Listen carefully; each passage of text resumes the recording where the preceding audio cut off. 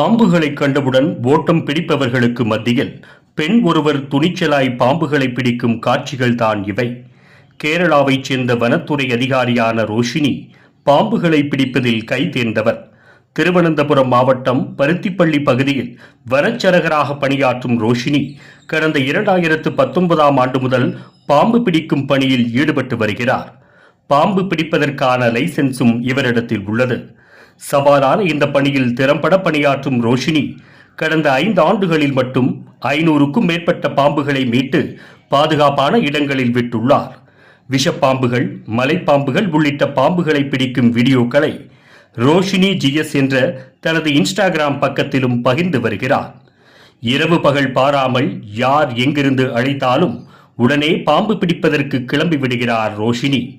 வெறும் பை மற்றும் குழாய் முறையை பயன்படுத்தி பாம்புகளுக்கு தீங்கு விளைவிக்காமல் லாவகமாக பிடித்து விடுகிறார்.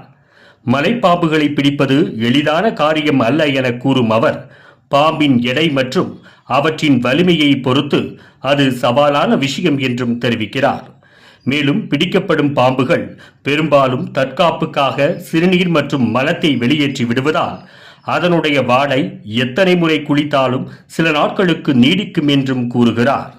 இது தவிர பாம்புகளை பிடிக்கும் போது அதன் வாளை மட்டுமே பிடிக்க வேண்டும் என்றும், நடுப்பகுதியில் பிடித்தால் அவற்றின் மென்மையான எலும்புகளுக்கு சேதம் ஏற்பட்டு உணவு உட்கொள்ள சிரமம் ஏற்படும் என்றும் குறிப்பிடுகிறார்.